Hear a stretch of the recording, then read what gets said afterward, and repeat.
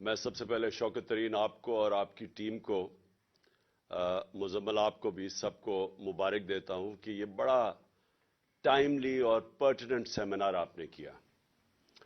اس وقت ساری قوم کو اب ایک خوف آ رہا ہے کہ پاکستان کدھر جا رہا ہے. 7.5 لاکھ پاکستانی اور جن میں ٹاپ پروفیشنلز تھے وہ صرف پچھلے 7 مہینے میں ملک چھوڑ کے چلے گئے.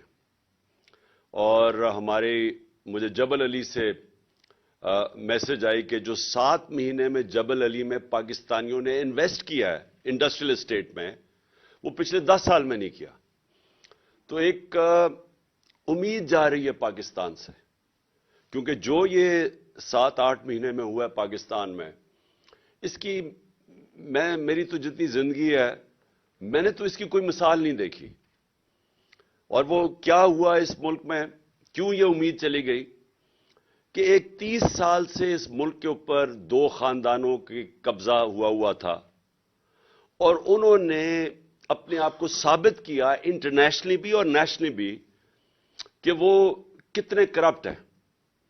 انہوں نے جو آپس میں ایک دوسرے کے اگینسٹ ساری پبلک کو تیار کیا، 20 سال 25 سال کہتے رہے کہ وہ کہتا وہ چور ہے، وہ چور ہے، کیسز ایک دوسرے کے اوپر بنائے.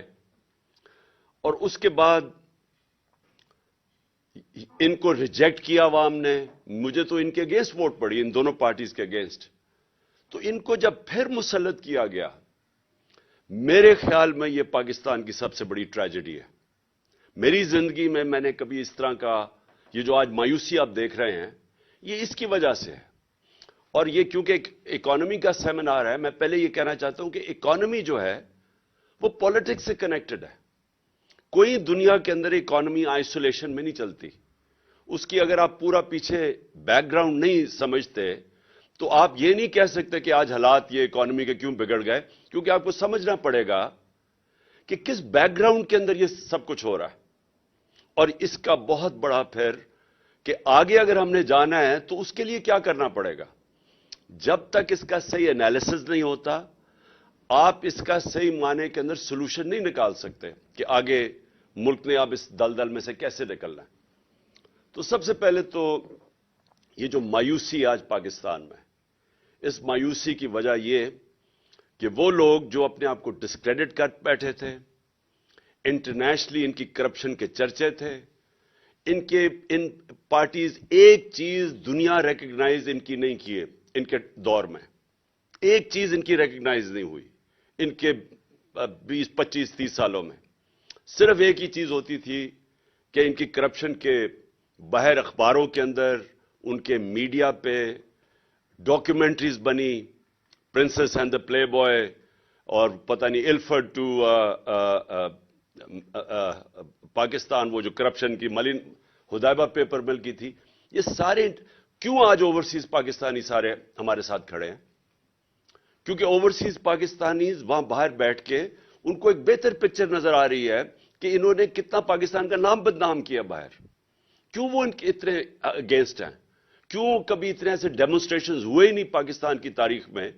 جب ہماری گورنمنٹ گرائی گئی 9 اپریل کو، تو جو باہر پاکستانیوں کا رسپانس تھا یہ انپریسیڈنٹڈ ہے.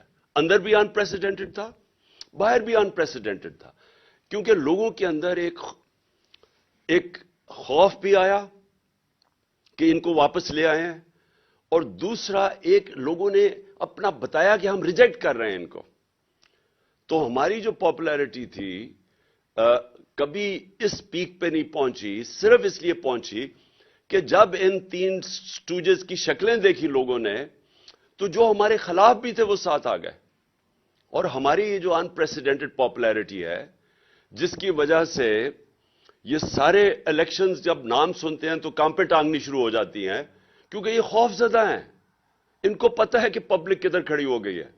تو سارا جو سٹیٹس کو کا سیٹ اپ ہے وہ سارا مل کے ایک چیز پہ متفق ہے کہ الیکشن نہیں کروانے.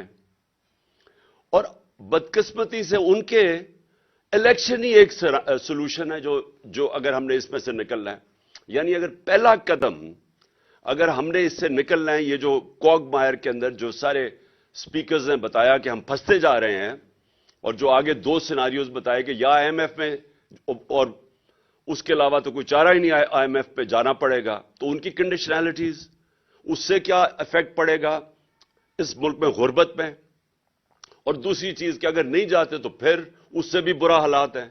تو یہ جو انہوں نے ہمیں یہاں لا کے کھڑا کر دیا ہے، یہ آپ سمجھ جائیں کہ انفارچونیٹلی ان کو یہ جس مرضی طرف سے کان پکڑیں، سلوشن ایک ہی ہے الیکشنز، اور وہ یہ چاہتے نہیں ہے کیونکہ ڈرتے ہیں. تو یہاں پھنسا ہوا ہے کیچ 22 پاکستان کا.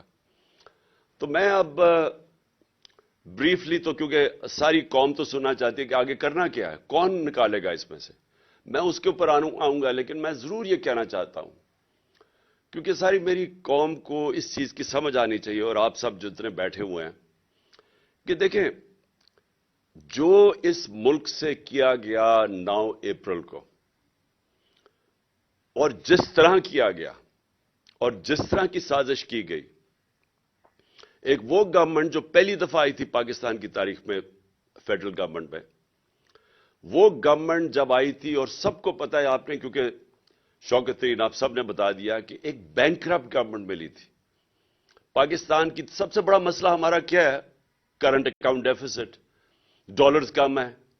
تو وہ تو ایک یعنی اب میں کیا کہوں کہ شارٹ سائٹڈ گورنمنٹس مسلسل آتی گئیں. یہ دو خاندانوں کا کوئی زیادہ لمبا ویژن تھی نہیں.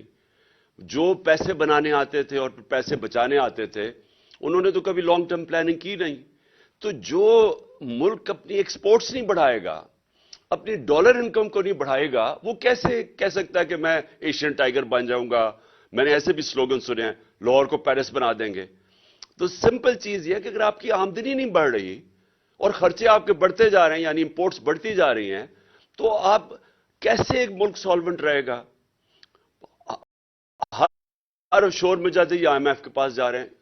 ہم نے خود ماضی میں شور مچایا آئی ایم ایف کے پاس، کیونکہ ساورنٹی کا ایشو آ جاتا ہے. جب آپ آئی ایم ایف کے پاس جاتے ہیں تو آپ اپنے فیصلے نہیں کر سکتے، اور یہ ایک بڑا ذلت کا سامنا کرنا پڑتا ہے ملک کو کہ آپ فیصلے نہیں کر سکتے. وہ آپ کو حکم دیتے ہیں، وہاں ان کے ریپرزینٹیٹو بیٹھ جاتے ہیں، وہ کہتے ہیں آپ نے یہ کرنا ہے، وہ کرنا ہے، اور وہ آپ ڈرتے ہیں کہ وہ کریں گے تو غربت بڑھے گی.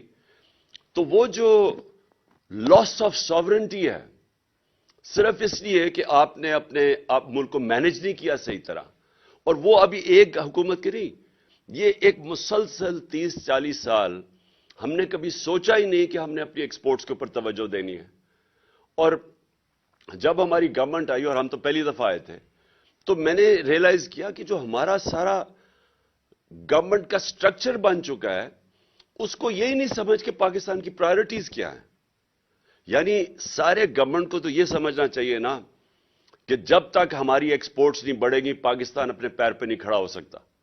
لیکن میں نے ریئلائز کیا کہ جب میں نے ایکسپورٹر سے ملنا شروع کیا، تو وہ ایکسپورٹر سے جب بتانا شروع کیا کیا کیا رکاوٹیں ہیں ان کے راستے میں، تو میں نے شروع میں ریئلائز کیا کہ یہ تو کامن سینس ہے کہ ہمیں ایکسپورٹرز کی تو زندگی آسان کرنی چاہیے، کیونکہ اگر وہ ایکسپورٹ کریں گے تو پیسہ آئے گا، بجائے ایسے معافی کر کے آئی ایم ایف کے پاس پہنچ جائیں. ہم اپنی ایکسپورٹس کو توجہ دیں. اور دوسرا جو ہماری ریسورس ہے اوورسیز پاکستانیز، ان کی جو ریمیٹنسز ہیں ان کو بینکنگ چینلز کے تھرو چینل کریں تاکہ وہ بھی ہمارے پاس ڈالر کی انکم میں اضافہ ہو. تو میں نے دونوں جگہ دیکھا، ان کے لیے بھی آسانیاں نہیں کوئی پیدا کرنے کے لیے تیار تھا جو ریمیٹنسز تھی، نہ ہی ہم اپنے ایکسپورٹرز کے لیے کوئی مدد کر رہے تھے. اور پھر جو فیوچر ہے ٹیکنالوجی کا، میں نے جب آئی ٹی سیکٹر کو دیکھا تو وہاں بھی وہ سارا آئی ٹی سیکٹر سے جب بات کی، ہر جگہ رکاوٹیں تھیں ان کے راستے میں. یعنی ان کو ہم انکریج کر رہے تھے، جو آئی ٹی کی فرمز تھی، کہ اپنا پیسہ باہر رکھیں ملک سے، اپنے ڈالرز باہر رکھیں. حالانکہ بڑا آسان تھا ان کے لیے انسینٹیوائز کرنا کہ وہ اپنا ڈالر پاکستان میں لے کے آئیں. لیکن وہ جو سٹرکچر بنا ہوا ہے ایف بی آر کا، جو ہم شروع میں آئے ایف بی آر گورنمنٹ کا، وہ اس کے اوبلیویس تھا. اس کو سمجھ ہی نہیں تھی کہ کیوں، یعنی ایک ملک بینکرپٹ ہے، ہمارے پاس ڈالرز نہیں ہے، لیکن جو ڈالر جنہوں نے انکم پروڈیوس کرنی ہے ان کے لیے کوئی انسینٹیوز ہی نہیں تھے، اور بلکہ رکاوٹیں تھیں. اور پھر ہر جگہ پہ جا کے ریڈ ٹیپ تھی، ہر جگہ جا کے وہ پھنس جاتے تھے. تو سب سے بڑی بات یہ کہ اس سے کبھی کسی نے پرائرٹائز کیا ہی نہیں. نون لیگ جو کہتے ہیں ہم بڑا زبردست پاکستان چھوڑ کے گئے ہیں. ایک تو پاکستان کی تاریخ کا آپ نے مینشن کیا سب سے بڑا کرنٹ اکاؤنٹ ڈیفیسٹ چھوڑ کے گئے, جبکہ تیل کی قیمتیں آپ اٹھا کے دیکھیں ان کے دور میں ان کو تو بنانزا مل گیا تھا. ہمارے دور میں تیل کی قیمتیں دیکھیں تو ان کو تو تیل بڑا کم قیمت پہ مل رہا تھا, اس کے باوجود سب سے بڑا کرنٹ اکاؤنٹ ڈیفیسٹ چھوڑ گئے. مین ہمیں تو پرابلمز آیا جو ہمارے دور میں, وہ جب کموڈیٹی سپر سائیکل آیا اور تیل کی قیمتیں اوپر گئیں تو ہمارا تو کرنٹ اکاؤنٹ ادھر افیکٹ ہوا. اوپر سے ہمیں کرونا کا پڑ گیا, ہمیں کووڈ $3 ارب کی کووڈ ویکسین خریدنی پڑی, یہ ان یوزل کاسٹ ہے, تو ہمیں تو وہ افیکٹ ہوا. تو ان کو کیا پرابلم تھا؟ تو انہوں نے سب سے بڑا کرنٹ اکاؤنٹ ڈیفیسٹ, ایکسپورٹس بڑھی نہیں ان کے 5 سال کے اندر, تو یہ اکانومی کیسے ٹھیک کر کے چلے گئے؟ آپ کرنٹ اکاؤنٹ بھی سب سے بڑا چھوڑ جائیں, ایکسپورٹس بڑھائے نا, تو وہ کیسے گورنمنٹ کہہ سکتی ہے کہ ہماری پرفارمنس اچھی ہے؟ وہ ہمیں ملک ملا. اور میں صرف یہ ریپیٹ کرنا چاہتا ہوں کیونکہ بار بار ہمیں کہا گیا کہ جناب آپ فیل ہو گئے ہیں. اس طرح کا میڈیا پروپیگنڈا ہم نے فیس کیا. میں آپ کو یقین دلاتا ہوں کہ اتنا پریشر میڈیا نے ہمارے اوپر ڈالا. ایک طرح آج کہہ رہے ہیں نا جی نیشنل سیکیورٹی کاؤنسل کی میٹنگ ہوئی تو انہوں نے کہا جی کہ اکانومی میں اور ہمیں ساروں کو کنسنسس ڈیولپ کرنا چاہیے. اور انہوں نے بائی دی وے بڑی انٹرسٹنگ بات کی کہ ڈالرز ملک سے باہر جا رہے ہیں وہ روکنے چاہیے. میں نے یہ بھی بڑی نیشنل سیکیورٹی کاؤنسل کی میٹنگ میں سنا. تو ڈالر سے سب سے زیادہ کون باہر بھیجتا ہے؟ یہ سرے محل جو تھا یہ کدھر کون سے ڈالر سے بنا تھا؟ یہ جو 4 مے فیئر کے فلیٹس ہیں یہ کون سے ادھر سے کدھر سے جنریٹ ہوئے تھے ڈالر؟ وہ یہیں سے پیسہ باہر گیا تھا. وہ جو $60 ملین پڑا ہوا تھا آصف زرداری کا سوئٹزرلینڈ میں جو واپس آنا تھا وہ کدھر سے ڈالر گئے تھے؟ وہ سارے چوری ہو کے یہاں سے گئے تھے. تو یہ آج بلوں کو بٹھا دیا دودھ کی حفاظت کرنے کے لیے, اور وہ ہمیں بتا رہے ہیں کہ کیسے آپ نے روکنا ہے جناب ڈالرز ملک سے باہر جانے کے لیے. سب سے بڑے منی لانڈرز تو یہ ہیں. حدیبہ پیپر مل کیا تھی؟ منی لانڈرنگ تھی. تو سارے جو منی لانڈررز ہیں وہ ہمیں درس دے رہے ہیں آج کے جی ڈالرز روکنا ہے ملک سے باہر جانے کے لیے. تو میں اپنی صرف پرفارمنس بتانا چاہتا ہوں کہ یہ جو آج باتیں ہمیں کر رہے ہیں کہ جناب ملک بڑا تباہ ہو گیا اور کوئی بارودی سرنگیں تھیں, تو میں صرف کیونکہ آپ نے یہ سنے بھی ہوں گے اسٹیٹسٹکلی, میں پھر ریپیٹ کرنا چاہتا ہوں کہ جو ہمیں پاکستان ملا تھا سب سے بڑا کرنٹ اکاؤنٹ ڈیفیسٹ, اکانومی ہمارے برے حالات میں تھی. پہلی دفعہ ہم گورنمنٹ میں آئے. میں یہ بھی کہہ دوں کہ ہمارا پہلی دفعہ جب ہم گورنمنٹ میں آئے, ہمارا امریکہ کی طرح کوئی سسٹم ایسا نہیں تھا کہ 2 مہینے. اب جب بائیڈن ایڈمنسٹریشن جب آئی تو 2.25 مہینے ان کو ہر ڈپارٹمنٹ نے بریفنگ دی کہ ہمارے حالات کیا ہیں. ایک ڈپارٹمنٹ کی بریفنگ ملی ان کو. ان کی پوری تیاری کر کے لے کے آئے. ہمارا یہاں سسٹم ہی کوئی نہیں تھا. ہمیں تو 3 دن پہلے پتا چلا کہ جناب اب ہماری میجورٹی پوری ہو گئی اور گورنمنٹ بن رہی ہے. اس کے بعد جب گورنمنٹ میں آئے تو پہلی دفعہ پریزنٹیشن مجھے ملی کہ گورنمنٹ کی صورتحال کیا تھی. تو ایک نئی پارٹی بھی آئی پہلی دفعہ گورنمنٹ میں, پہلی دفعہ ہم نے یہ پتا چلا کہ حالات کیا ہیں. تو میں صرف یہ کہنا چاہتا ہوں کہ اس کے باوجود, اور مجھے بڑا فخر ہے کہ میڈیا پروپیگنڈا ایسا تھا ہمارے خلاف کہ جی تباہ ہو گیا ملک اور یہ ہو گیا وہ ہو گیا. تو ہم آپ یقین کریں کہ جب ہماری کیبنٹ کے اندر یہ فگرز پریزنٹ کی گئی کہ ہماری 5.7 اور 6% گروتھ ریٹ تھی آخری 2 سال, جو پاکستان کی تاریخ میں اگر آپ ڈکٹیٹرز کو نکال دیں اور امریکن ڈالرز کو نکال دیں جو سیٹوں سینٹوں میں ایوب خان کے پاس آئے, ضیاء الحق کے زمانے میں افغان جہاد پہ آئے, جب انہوں نے کہا جی پینٹس ہیں تو انہوں نے اور ڈالرز منگوائے, اور پھر اپنے 80,000 لوگ مروا لیے وار آن ٹیرر میں اور وہ ڈالرز آئے. اس کو آپ نکال دیں تو یہ پاکستان کی تاریخ کی سب سے بہترین پرفارمنس ہے. اور جب یہ ہماری کیبنٹ کے اندر یہ پرفارمنس بتائی گئی تو میں آپ سب کو بتاؤں کہ ہماری کیبنٹ والے نہیں مان رہے تھے. اتنا بڑا پروپیگنڈا چل رہا تھا, ہم پہلے سے کنونس ہوئے تھے کہ جی ہم ملک تباہ ہو گیا, ہم اتنے برے ہیں. تو جب یہ فگرز اناؤنس ہوئی ہماری کیبنٹ میں, اور پھر ہماری کیبنٹ نہیں مان رہی تھی, باقاعدہ پھر بریک ڈاؤن دی کہ اس سیکٹر میں اتنی، ایگریکلچر میں یہ گروتھ، سروس سیکٹر، تو وہ میں آپ کے سامنے رکھتا ہوں کیونکہ میں اس لیے سمجھتا ہوں کہ یہ ہماری بہت بڑی اچیومنٹ تھی، اور یہ اچیومنٹ اس لیے تھی کہ آئی ریپیٹ اگین کہ ہماری تو پہلی دفعہ گورنمنٹ پاور میں آئی تھی۔ اب یہ ذرا دیکھ لیں، میں نے آپ کو بتا دیا کہ 2021 میں 5.7% گروتھ ریٹ، 7.4، 21-22 کے اندر 6% گروتھ ریٹ، ایگریکلچر 17 سالوں کے بعد 4.4% گروتھ ریٹ، 4 بمپر کراپس 2 سال میں، سروس سیکٹر کی گروتھ 6.2%، یہ بھی 17 سال میں ہائیسٹ گروتھ ریٹ تھی۔ ایکسپورٹس ہماری ہائیسٹ تھیں، جو پہلی دفعہ انسینٹیوائز کیا ایکسپورٹرز کو، اور اس کا نتیجہ آیا $32 بلین ایکسپورٹس، ہائیسٹ پاکستان کی تاریخ کا۔ ان کو انسینٹیوائز کیا آپ نے اوورسیز پاکستانیز کو بینکنگ چینل سے بھیجنے کے لیے، $31 ارب ریمیٹنسز، یہ بھی ریکارڈ تھا۔ ہماری ٹیکس کلیکشن پاکستان کی تاریخ کی سب سے زیادہ تھی، 6.1%۔ اور میں یہ ریپیٹ کر دوں کہ جو ہم نے، اور بڑا مشکل تھا ہمیں جو چینجز لائیں تاکہ ہماری ٹیکس کلیکشن بڑھے، آٹومیشن کے اوپر جانے کے لیے بڑی ریزسٹنس تھی، لیکن ہم یہ سارے بیریئرز کراس کر گئے تھے۔ پتہ نہیں آپ کو شوکت علی نے بتایا یا نہیں، ہم نے 34 ملین نئے ٹیکس پیئرز ڈسکور کیے تھے، یا میرے خیال میں 40 ملین، شوکت کلیئر کر دے گا بعد میں۔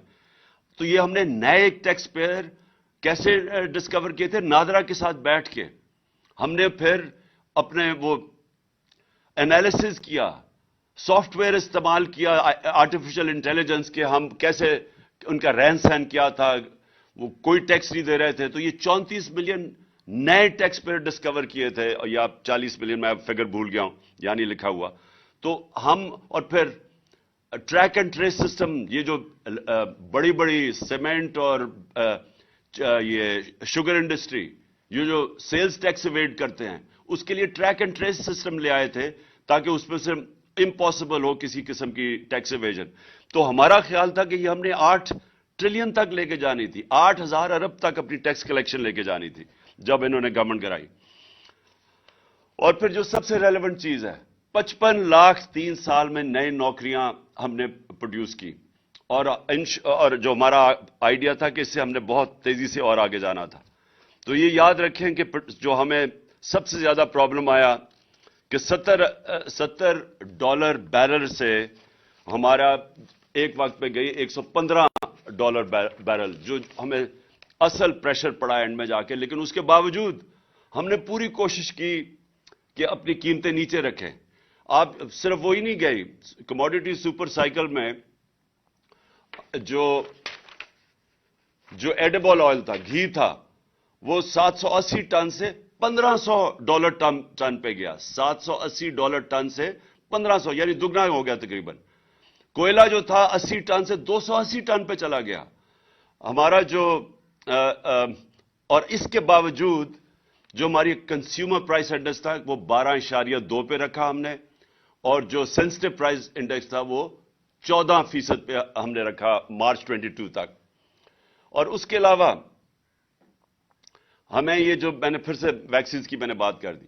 اچھا، اب آ جائے، اب میرا یہ کوشچن یہ ہے کہ جو یہ ساری سازش کر کے ان کو لے کے آئے، یہ آپ نے سنی لیا ہوں گی فگرز، کیونکہ میرے سے بہت بہتر اکانومی سمجھنے والے اسپیکرز ہیں۔ میرا تو سارا تجربہ ہوا یہ جو 3.5 سال میں گورنمنٹ میں بیٹھا، پہلی دفعہ، کیونکہ اتنے بڑے کرائسس تھے اکانومی کے اوپر کہ میرا ایک فاسٹ ٹریک لرننگ ہوئی اکانومی کے اوپر، اور میں بیسکلی ایک چیز سمجھ گیا کہ ہمارا جو ساری گورنمنٹ ہے، جو میں نے شروع میں آپ کو کہا، اس کا ڈائریکشن ہی غلط ہے۔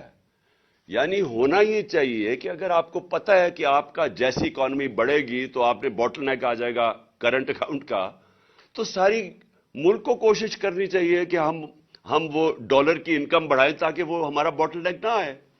میں نے اس کے لیے 2 پروجیکٹ شروع کیے، ایک تھا ہمارا بنڈل آئلینڈ کا کراچی، اور ایک تھا یہ راوی سٹی لاہور۔ راوی سٹی لاہور کا مقصد ایک تو یہ تھا کہ ہم لاہور کو بچائیں، راوی بالکل ختم ہو گیا، ایک سیوریج ڈمپ بن گیا، تو ہم نے راوی کو بھی اس کو پہلے تو براج بنا کے واٹر ٹیبل اوپر کرنی تھی لاہور کی, اور اس کے ارد گرد ہم نے ہائی رائزز بنانی تھی. ہائی رائزز اس لیے بنانی تھی کہ ہمارا سارا جو ایگریکلچر زمین ہے وہ ختم ہوتی جا رہی ہے.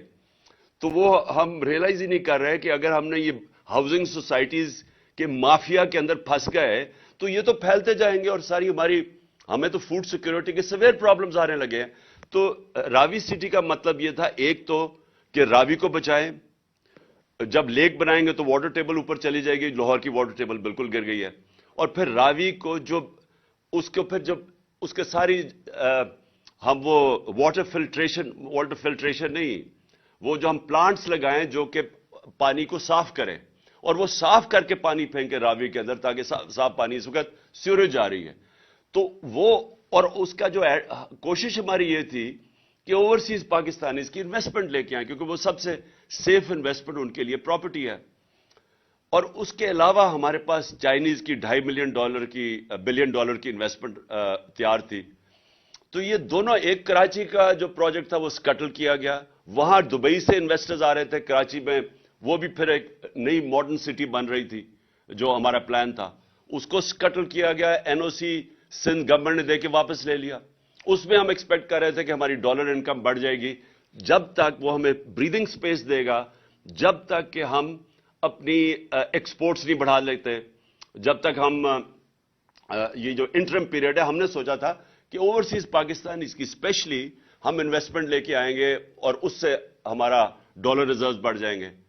اور پھر ہم نے یہ بھی سوچا تھا کہ جو اسپیشل اکنامک زونز ہم نے بنائے تھے جن کے اندر اور اپنی ایکسپورٹ انڈسٹری کو لانے کے لیے جن کے لیے اسپیشل زونز بنائے تھے, وہ ہم نے چائنیز کے ساتھ مل کے پورا پلان کیا ہوا تھا کہ وہ اپنی انڈسٹری کو ریلوکیٹ کریں گے یہاں. لیکن بدقسمتی ہماری کیا ہوئی, ہماری یہ ہوئی کہ وہ کووڈ آ گیا, اور کووڈ سے کیا ہوا, کووڈ سے چائنا بند ہو گیا. تو وہ جو ہم ایکسپیکٹ کر رہے تھے Chinese investment in industrial zones میں, جس سے بھی ہماری ڈالر ریزروز بڑھنے تھے, تو وہ بدقسمتی سے وہ وہاں رک گئے, اور یہ جو ایک سٹی جو وہ سکٹل کر دی, اور لاہور کا بدقسمتی سے یہاں سٹے آرڈر 10 مہینے 11 مہینے ہمارا وہ رک گیا. تو اس کی وجہ سے جو ایکسٹرا ڈالرز ہم انکم ایکسپیکٹ کر رہے تھے وہ نہیں آئی. اچھا جی, اب یہ آ گئے, اور اس کی بہت, میں جتنا بھی کہوں مجھے ابھی تک سمجھ نہیں آئی کہ کیا اس کے پیچھے تھنکنگ تھی, کیا وجہ تھی کہ گورنمنٹ جس کی بہترین پرفارمنس تھی اس کو ہٹایا گیا, اور پھر پوری ایک سازش کے تحت ان چوروں کو پھر ہمارے اوپر مسلط کر دیا گیا. تو وہ میں شروع میں آپ کو بتا چکا, لیکن انہوں نے کیا کیا, مہنگائی 50 سال میں سب سے زیادہ مہنگائی, سی پی آئی 25.5%, consumer price index, sensitive price index 30%, آٹا, بجلی, پیٹرولیم, وہ لے لیں, پیاز لیں, ٹماٹر لیں, گھی لیں, دالیں لیں, 100% سے 200% یہ ان کی قیمتیں بڑھ گئیں. اس وقت تک 15 لاکھ ٹیکسٹائل مزدور اپنی نوکریاں کھو بیٹھے ہیں, اور انڈسٹری بند ہوتی جا رہی ہے. یہ آپ کے سامنے سب رکھا ہوگا. اور میں جب مجھے یاد ہے کہ پچھلے مارچ اپریل میں ٹیکسٹائل انڈسٹری والے مجھے یہ کہتے تھے کہ ہمارے پاس مزدور نہیں مل رہے, ہمیں فیصل آباد میں ہمیں باہر سے مزدور منگوانے پڑ رہے ہیں. اور وہی ٹیکسٹائل انڈسٹری آج آپ دیکھ لیں کہ 15 لاکھ ورکرز بے روزگار ہو گئے. ریمیٹنسز, یہ آپ نے سنی لیا ہوگا, ایکسپورٹس اور ریمیٹنسز, ان کا مائنس آ رہا ہے. 2 ارب روپیہ مہینے کی کمی آنی شروع ہو گئی ہے ایکسپورٹس اور ریمیٹنسز میں جو ہم نے بڑھائی تھی. اور فورن ایکسچینج ریزروز آپ کے سامنے ہیں, مارچ کے اندر 16.4 تھا, آج پہنچ گئے 5.7 پہ.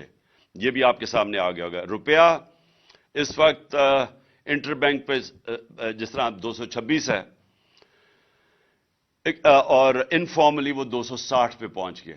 اور جو آئی ایم ایف کی اب آگے کنڈیشنز آپ نے سنی, ابھی شوکت کا میں سن رہا تھا, انہوں نے کہا کہ آپ اس کو فری فلوٹ کرے, اس کو रुपए को, तो वो अब किधर जाके पड़ता है। तो मेरा आखिर में देखें, मैं सिर्फ सम अप कर रहा हूं। पाकिस्तान ने निकलना है इधर से कैसे? सबसे पहले इलेक्शंस। क्यों इलेक्शंस? क्योंकि इलेक्शन से आएगी पॉलिटिकल स्टेबिलिटी। पॉलिटिकल स्टेबिलिटी के बगैर इकोनॉमी स्टेबलाइज नहीं करेगी। कोई भी दुनिया में इन्वेस्टर, चाहे वो मुल्क के अंदर हो चाहे बाहर हो, वो इन्वेस्ट नहीं करता जब वो समझता है कि उसकी इन्वेस्टमेंट को खतरा हो सकता है। और वो खतरा कैसे हो सकता है? उसे ये नहीं पता कि 5 महीने 6 महीने साल के बाद क्या होगा, वो इन्वेस्ट नहीं करेगा। सो इन्वेस्टमेंट जब तक नहीं आती, मुल्क की दौलत में इजाफा नहीं होता, नौकरियां नहीं मिलती, मुल्क आगे नहीं बढ़ सकता। तो पहले तो ये यहां रुक गया अब काम। इस वक्त पाकिस्तान जो फेस कर रहा है वो सबसे खौफनाक सिनारियो फेस कर रहा है। एक तरफ बेरोजगारी और दूसरी तरफ महंगाई और मजीद और महंगाई। ये जो कॉम्बिनेशन है ये बड़ा खतरनाक है इस मुल्क के लिए। क्यों खतरनाक है? श्रीलंका में इसी तरह का सिनारियो हुआ था। श्रीलंका की सिर्फ आबादी 2.25 करोड़ है, पाकिस्तान की 22.5 करोड़ है। अगर ये आबादी के अंदर इसी तरह का इंतशार शुरू हो गया जो श्रीलंका में था, मैं ये आपको, मुझे अफसोस से कहना पड़ता है, कोई कंट्रोल नहीं कर सकेगा। और शहरों के अंदर खास तौर पे जो जिस तरह आप अगर इस वक्त लोगों से पूछें, आप तनख्वाहदार से पूछ लें कि वो गुजारा कैसे कर रहा है, तो जब एक मजीद और लहर आएगी महंगाई की, इसका खतरा यह है कि ये मुल्क के अंदर इंतशार की तरफ चला जाएगा। लिहाजा जिस तरह मर्जी, मैंने कहा कान जिधर मर्जी से पकड़ें, रास्ता सबसे पहला जो पहला स्टेप है वो है साफ और शफाफ इलेक्शन, जिसकी वजह से पॉलिटिकल स्टेबिलिटी आए। और उम्मीद ये रखी जाए कि गवर्नमेंट एक मैंडेट से आए, और फिर जब वो मैंडेट से आए तो उसके जब पब्लिक उसके पीछे खड़ी हो तो वो फिर मुश्किल फैसले करे। मुश्किल फैसले ना इंपोर्टेड हुकूमत कर सकती है जिनके पास मैंडेट ही कोई नहीं है, जो कि इलेक्शन नहीं ऑक्शन के जरिए आए हों, जो कि पैसे खर्च करके चोरी के पैसे से लोगों के जमीरों को खरीदें। वो कभी भी गवर्नमेंट के पास वो मॉरल अथॉरिटी नहीं होती जो कि मुश्किल फैसले कर सके। लोग इनके इसलिए ये डरते हैं। और ये जब IMF ने इनसे कहना मुश्किल फैसले करो, ये इनके लिए आसान नहीं होगा, क्योंकि पब्लिक इनके साथ नहीं है। तो पब्लिक तो उसके साथ होगी जो कि जब वो ट्रस्ट करेंगे, कि जब वो पब्लिक को जो भी लीडरशिप कहेगी कि देखें ये मुश्किल वक्त है, ये मैं कर रहा हूं और इसके बाद आपके लिए आसानियां पैदा होंगी, तब पब्लिक मुश्किल गुजार लेती है। लेकिन इनके होते हुए तो उनके पास अब कोई इत्मीनान ही नहीं है इनके ऊपर, क्योंकि ये मजीद गिरता ही गया है। और उन्होंने जो जो वादे किए हैं, मुझे याद है शहबाज शरीफ की जो स्पीच आने से पहले कि 6 महीने में मैं मुल्क को ठीक कर दूंगा, फिक्र ना करें, मैं वो पंजाब स्पीड जैसी थी वो मैं मुल्क ठीक कर दूंगा। एक तो अल्लाह का मैं शुक्र अदा करता हूं कि ये एक बड़े अरबों रुपया टैक्स पेयर का खर्च करके अपना इमेज बनाया हुआ था ना कि ये कोई बहुत बड़ा जीनियस है, ये तो एक्सपोज हो गया। दूसरी चीज, वो इसहाक डार, वो बड़ा, उसके सारे केसेस माफ किए, सारी करप्शन के केसेस उसके धोए, उसको ड्राई क्लीन किया, फिर NRO 2 दे के यहां बुलाया, तो वो भी सारी दुनिया को पता चल गया कि वो कितने पानी में है।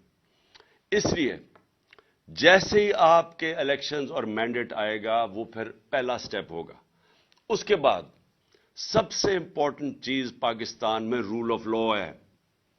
इकॉनमी कनेक्टेड है रूल ऑफ लॉ के साथ। ये लोगों को गलत फहमी है कि जनाब, मुझे जो जनरल बाजवा वो हर चीज के हर फन मौला बन गए थे, तो हमें बता रहे हैं कि जनाब देखें, आप इकोनॉमी के ऊपर कॉन्सेंट्रेट करें, ये एहतसाब को भूल जाएं, ये अकाउंटेबिलिटी भूल जाएं।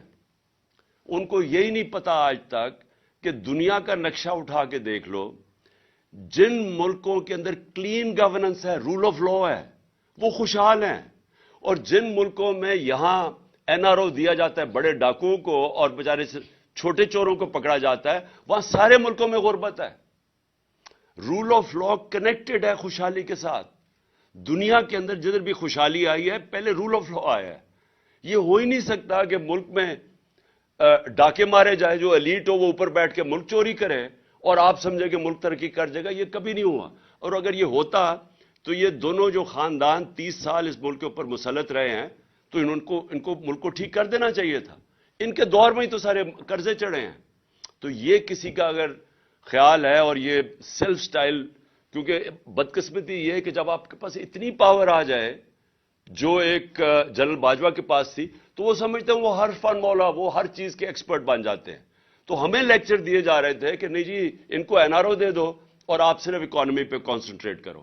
میں یاد ان کو کروایا کہ چائنا نے 450 وزیروں کو جیلوں میں ڈالا ہے, جو دنیا میں سب سے تیزی سے بڑھ رہی ہے اکانومی. اس کو کیا ضرورت پڑی تھی کہ 450 وزیروں کو پچھلے 7-8 سال میں جیلوں میں ڈالو. اس لیے رول آف لا کنیکٹڈ ہے. اور میں آپ کو یقین دلاتا ہوں کہ ہماری جو سب سے بڑی ریسورس ہے اوورسیز پاکستانی ہے. میرا ان سے سب سے دیر 30 سال تک رابطہ ہے. انہوں نے شوکت خانہ میں مدد کی, نمل یونیورسٹی میں, پی ٹی آئی کو جس کو فورن فنڈنگ کہتے ہیں, وہ اوورسیز پاکستانی مدد کرتے ہیں. وہ سب سے زیادہ جذبہ رکھتے ہیں. ان کی انویسٹمنٹ نہیں آتی پاکستان میں. وہ پلاٹس خرید لیتے ہیں لیکن انویسٹ نہیں کرتے انڈسٹری میں اور بزنسز میں, کیونکہ ان کو کانفیڈنس نہیں ہے. پاکستان کے انصاف کے نظام پہ کانفیڈنس نہیں ہے. اور میں مڈل ٹیئر انویسٹرز کی بات کر رہا ہوں, بڑے بڑے انویسٹرز نہیں. اور اگر ہمارے پاس 1 کروڑ میں سے میں کہتا ہوں 5 لاکھ پاکستانی بھی انویسٹ کرنا شروع کریں, آپ امیجن کریں کہ کتنی انفلو آگے ڈالرز کی ہمارے ملک میں. تو اس کے لیے کانٹریکٹ انفورسمنٹ چاہیے, اس کے لیے رول آف لا چاہیے, اس کے لیے ایک کانفیڈنس چاہیے ہمارے ملک کے انصاف کے نظام پہ. تو یہ کنیکٹڈ ہے خوشحالی سے. آپ نے میرے سے بار بار سوال پوچھتے ہیں جی آپ کے پاس کیا اس کا حل ہے, یہ جو آپ دلدل میں ملک پھنسا دیا. تو حل یہ ہے کہ پاکستان کو ایسے چلانا پڑے گا جو آج تک ہم نے نہیں چلایا. ہمیں وہ سٹیپس اٹھانے پڑیں گے. ہم نے کبھی رول آف لا اسٹیبلش نہیں کیا. مارشل لا آتا ہے تو وہ قانون توڑ کے آتا ہے. اور یہ جو 2 خاندان ہیں ان کی مجبوری ہے اداروں کو کمزور کرنا, کیونکہ یہ چوری نہیں کر سکتے. اگر آپ کے ادارے مضبوط ہو یہ چوری کیسے کریں گے؟ جو اسرائیل کا پرائم منسٹر تھا اس کو پولیس نے آ کے اس کے اگینسٹ کرپشن کیس کر کے اس کو چارج کر دیا, کیونکہ وہ ان کے ادارے مضبوط ہیں. اور یہ نہیں کہ یہ جو یورپ کے اور یہ امریکہ کے لوگ ہمارے سے زیادہ ایماندار ہیں. وہاں کے ادارے ایسے ہیں کہ کوئی چوری نہیں کر سکتا. وہ اداروں کا خوف ہے ان کو. یہاں آتے ساتھ ہی سب سے پہلے تو ادارے ختم کیے. ہم نے اداروں کے اندر میرٹ لے کے آئے. انہوں نے آتے ساتھ ہی پہلے ایف آئی اے ختم کی, کیونکہ شہباز شریف کے کیسز تھے اربوں روپے کے, اس کو ختم کیا. اس کے اوپر آدمی, اور اس کا اب صرف کام ہے پولیٹیکل وکٹمائزیشن. پھر انہوں نے نیب ختم کی, اس کے ٹی ٹی کے کیس تھے اور ان سارے چوروں کے کیسز تھے. ساروں نے اپنے کیسز امینڈمنٹ نیب کر کے ختم کیے. اور انہوں نے وائٹ کالر کرائم پکڑنا ناممکن ہو گیا آج پاکستان میں. جو نیب امینڈمنٹس کیے ہیں آپ پکڑ ہی نہیں سکتے وائٹ کالر کرمنل. اور پبلک آفس ہولڈر, میں یہاں سے پیسہ چوری کر کے اپنے خاندان کے نام پہ رکھ دوں ایز پرائم منسٹر, مجھے کوئی نہیں پکڑ سکتا. میں پوچھ ہی نہیں سکتا کہ جی آپ کے بچے کس طرح اربوں پتی بن گئے ہیں, کیونکہ انہوں نے امینڈمنٹ پاس کر دی ہے. اوپر سے میں یہاں سے پیسہ چوری کر کے باہر بھیجوں اور پتہ بھی چل جائے کہ میں نے باہر ایک, جس طرح اسحاق ڈار کے پورے دبئی کے اندر وہ ٹاورز ہیں $100 ملین کے, پتہ ہی نہیں چل سکتا. میں اگر کہوں کہ جی وہ دبئی سے انفارمیشن آ رہی ہے $100 ملین کے ٹاور ہیں, انہوں نے کہا جی باہر سے جو ایویڈنس آئے گی وہ ان ایڈمیسیبل ہے. سو یعنی کہ آپ نے لائسنس دے دیا بڑے چوروں کو. تو میں پھر سے کہتا ہوں rule of law second step ہے, elections first, rule of law second step. تیسرا, یہ جو شوکت نے بات کی, ریسٹرکچرنگ کرنی پڑے گی. یہ جو بڑے بڑے ہمارے گورنمنٹ کارپوریشنز ہیں ان کو ریسٹرکچر کرنا پڑے گا, کیونکہ یہ اتنا زیادہ پیسہ اس وقت کھا رہے ہیں. پھر ہماری جو گورننس سسٹم ہے اس کو بالکل اس میں چینجز لانے پڑیں گے, کیونکہ یہ بھی ایک, جب تک ہم اپنا گورننس سسٹم کو میریٹوکریسی نہ لے کے آئیں اور ساروں کو ڈائریکٹ کریں کہ نیشنل انٹرسٹ اس وقت کیا ہے, اور وہ ہے کہ ایکسپورٹس بڑھائیں اور اپنی آمدنی بڑھائیں, فیسیلیٹیٹ کریں, انویسٹرز کو کریں, یہ جو ایز آف ڈوئنگ بزنس کریں, جو ہم نے بڑی کوشش کی تھی. اسمال اور میڈیم انڈسٹری وہ بیک بون ہے, اس کے لیے اتنی مشکلات پیدا کی ہوئی ہیں کہ وہ بیچارے وہ اٹھ ہی نہیں سکتے. ان کے لیے ہم نے ساری یہ جو گلوٹین کیے تھے، ہمیں جو ریگولیشنز ختم کیے تھے، ان کے لیے آسانیاں وہ کرتے جا رہے تھے. جب تک ہم اسمال اور میڈیم انڈسٹری کو نہیں اٹھاتے، اور وہ بیک بون ہے امپلائمنٹ کے لیے بھی، اور پھر ساری دنیا کے اندر ادھر سے ویلتھ کریشن جو کرنی ہے وہاں سے، تو اس کے لیے آسانیاں پیدا کرنے کے لیے یہ وہ سٹیپس ہیں. اور پھر میں پاکستان کا ٹورزم پوٹینشل ہے وہ ہم بدقسمتی سے وہ پھر کووڈ آ گیا تو ساری دنیا میں ٹورزم کولیپس کر گئی. ٹورزم پاکستان کا اتنا بڑا پوٹینشل ہے. اور میں نے یہاں آسٹریا سے وہ آیا ایکسپرٹ ہے ریزورٹس کا، آسٹریا میں سکینگ کے وہ ایکسپرٹس ہیں، اس نے مجھے کہا کہ پاکستان دنیا کا سکینگ کیپٹل بن سکتا ہے، کیونکہ ہمارے پہاڑ بڑے اونچے ہیں تو وہاں برف بڑی دیر تک رہتی ہے. تو اس نے مجھے اور پورا پلان بنا رہے تھے کیسے سکینگ ریزورٹس. تو یہاں پاکستان میں ہمارے پاس ٹورزم کے اندر اتنا ان ٹیپ پوٹینشل ہے. سارا ہمارا جو سمندر ہے اس کے ساتھ ساتھ زبردست پوٹینشل بنا ہوا ہے. سو ٹورزم کے اوپر، کیونکہ وہاں سے ڈالرز آئیں گے باہر سے، اور میں بات کر رہا ہوں کہ مڈل ایسٹ سے. جو مڈل ایسٹ ہے وہ لوگ مسلمان ملکوں میں جانا چاہیں گے ٹورزم کے لیے. اس وقت وہ جاتے ہیں آذربائیجان، لیکن جو پاکستان ہے اس میں بہت مڈل ایسٹ کے لیے بڑی اٹریکٹو پہاڑ ایسے ہیں جو بڑا انٹرسٹ تو ہم کر سکتے ہیں. تو ٹورزم کے اوپر اسپیشل زون بنانے پڑیں گے، ٹورزم زونز، اور یہاں سے ہم بہت زیادہ ڈالر انکم اپنی بڑھا سکتے ہیں. لیکن پھر اور یہ جو ہمارے اسپیشل اکنامک زونز ہیں جس کے اندر ہم انڈسٹری کی ری لوکیشن کروا سکتے ہیں چائنا سے. سو یہ فیوچر کے میں آپ کو پلانز بنا رہا ہوں. لیکن اس سب سے آخر میں دو چیزیں، الیکشنز اور رول آف لا. یہ دو چیزوں کے بغیر جدھر آج اللہ نے پاکستان کو کھڑا کر دیا ہے، اس کے بغیر پاکستان کو کوئی نہیں اس مشکل وقت سے نکال سکتا. یہ جو ان کی اب کوشش ہے، انکم ہماری گرتی جا رہی ہے، بے روزگاری بڑھتی جا رہی ہے، ویلتھ کریشن ہو نہیں رہی، قرضے بڑھتے جا رہے ہیں، جو سارا پاور سیکٹر کے کانٹریکٹس انہوں نے سائن کیے ہوئے ہیں وہ کیپیسٹی پیمنٹس دینی پڑ رہی ہیں. پیسہ ہے نہیں بجلی استعمال کرنے کے لیے، پیسہ ہے نہیں کہ ہم باہر سے جو امپورٹڈ فیول کے اوپر یہ پاور سٹیشن چلانا ہے وہ ہم چلا نہیں سکتے. تو ایک طرف لوڈ شیڈنگ ہو رہی ہے، دوسری طرف کیپیسٹی پیمنٹس دے رہے ہیں کیونکہ ہمارے پاس پیسہ ہی نہیں ہے امپورٹڈ فیول کے لیے. سو پاکستان جدھر آج انہوں نے پھنسایا ہوا ہے اس کے لیے بڑے چینجز کرنے پڑیں گے. جس طرح ہم نے اپنی گورنمنٹ چلانی ہے، لیکن وہ شروع ہوگا فری اینڈ فیئر الیکشن سے. اور پاکستان میں رول آف لا اسٹیبلش کرنا اب ناگزیر ہو چکا ہے. اس کے بغیر ہم اس ملک کو اب ایک آزاد، خود مختار، ساورن، ایک غیرت مند قوم ہم اب نہیں رہ سکتے. ہمیں اگر یہی طریقہ ہے کہ جی بھاگ کے جا کے پیسے مانگو کسی سے، کبھی کسی سے پیسے مانگ رہے ہیں، اپنی عزت کھو رہے ہیں، اس طرح پاکستان سروائیو نہیں کر سکتا. شکریہ.